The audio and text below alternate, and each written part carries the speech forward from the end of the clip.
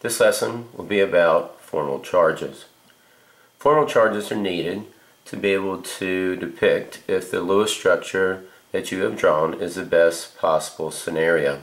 So what we're going to do is we're going to take each element within the structure and we're going to assign each one of the atoms their own unique formal charge. Whenever we have assigned a formal charge for each element, it's best if those formal charges add up to be 0. The more zeros you have for atoms when you assign formal charges, this would be the best scenario in terms of, is this the best Lewis structure that you could possibly draw. So to get started, I have the polyatomic ion sulfate in front of us, and we're going to analyze this particular polyatomic ion in terms of formal charges. If you follow the rules that I've given, where you identify the central, count the valence, try a single bond between the central and the surrounding, give the surrounding atoms an octet. If there's any extra electrons, put them on the central atom. If you draw a Lewis structure, this is what you draw for sulfate. Notice we have single bonds between the sulfur and all the surrounding atoms. We have 32 electrons because the 2 negative charge allowed us to add in an extra 2. You may have thought at first glance that we only had a valence of 30, but the extra 2 here gets us up to 32. So this would be a good Lewis structure by following the rules for sulfate. You've got every single atom has an octet, the surrounding atoms have 8, sulfur in the middle has 8. But the question is this the best Lewis structure that we could possibly draw? Follows the rules. Nothing's electron deficient, everything has the 8 that it needs. So the question is, could we do better?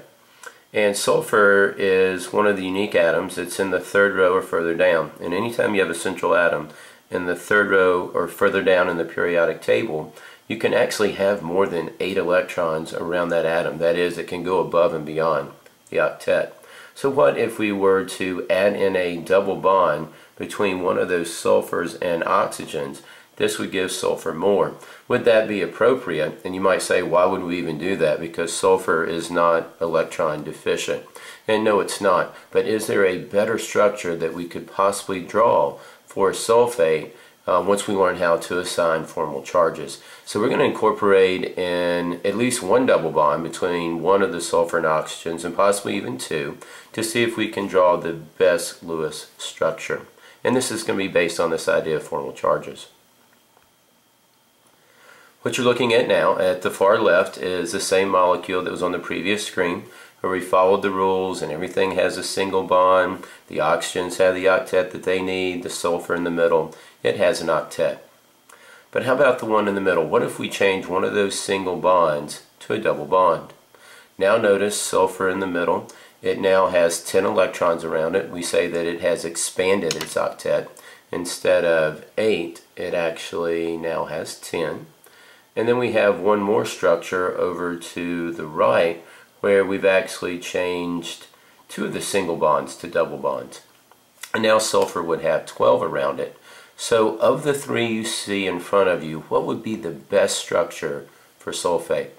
So we're going to take each structure and we're going to take a look at this idea of assigning formal charges to see which one of these 3 would be the best. Now remember, the one on the far left that has all single bonds, that follows the rules. So that is a good Lewis structure by following the rules. But can we do better? And that's what formal charges is going to help us answer. So let's actually take one of the resonance structures we see in front of us here, and let's see if we can learn how to assign formal charges. So what you see in front of you is the SO4, the sulfate anion, where everything is participating in a single bond. We're actually showing the sharing of the 2 electrons here between the central and the surrounding atom. And then of course the surrounding atoms, they have their own electrons within the lone pairs. To assign formal charges, it's pretty simple. All you have to do is pick an atom. So in this case, I'm going to pick the central atom, that is sulfur. And you ask a simple question, what is the valence of that atom? Sulfur is in group 6A, so the valence of sulfur is 6. So I've depicted that at the top. The valence of sulfur, our central atom here, is 6. Now to get a formal charge, we need to subtract how many electrons are actually around that atom. You get to count all of the lone pairs, and you get to count half of what's being shared. Sulfur in the middle doesn't have any lone pairs. It's sharing all of its electrons. In essence, to get its octet, it's sharing 8.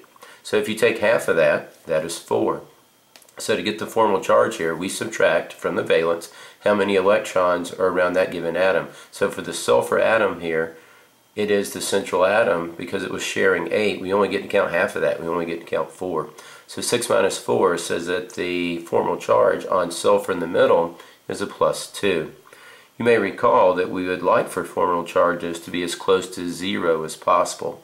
So this type of bonding around sulfur in sulfate may not be the best. We'll see. Now let's look at how an oxygen, one of the surrounding atoms, how it has a formal charge of -1.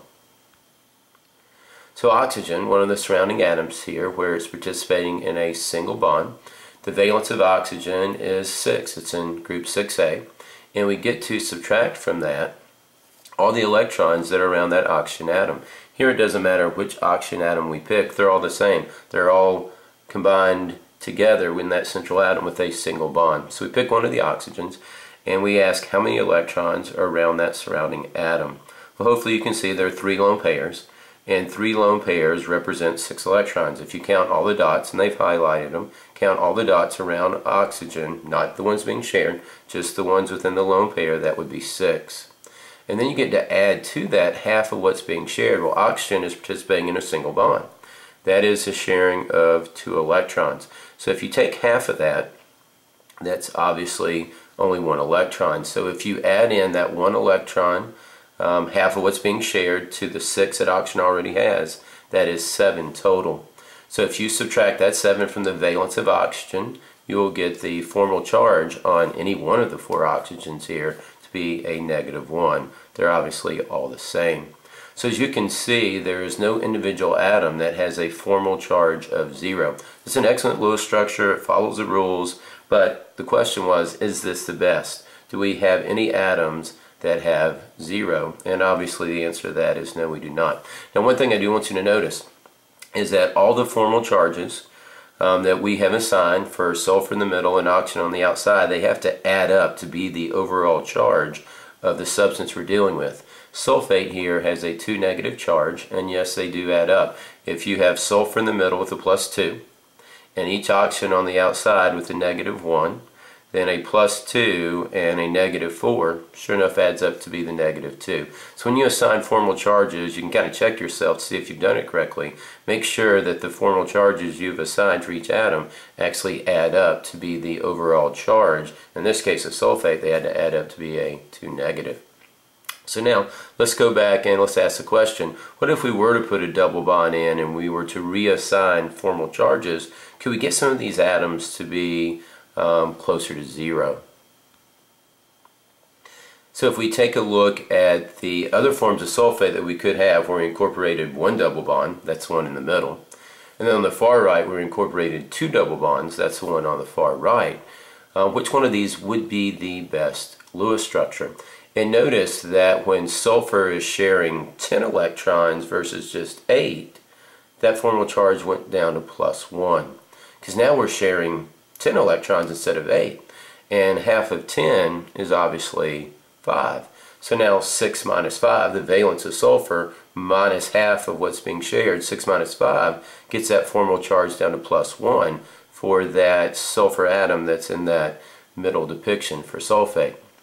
If you go over to the right, where you see sulfur is sharing 12 electrons, now if you take half of 12, obviously that's 6. Well, the valence of sulfur is 6, minus half of what's being shared, 6 minus 6, now gets sulfur down to a formal charge of 0. So if there are options where a central atom can expand its octet, where you can have more than the normal 8, you might ask the question, what is the best Lewis structure? And the best way to determine this is by assigning formal charges. So you could see that by simply allowing sulfur to have more electrons around it, more electrons being shared, we're able to get that formal charge to go from a +2 for the one on the left all the way down to 0 on the right.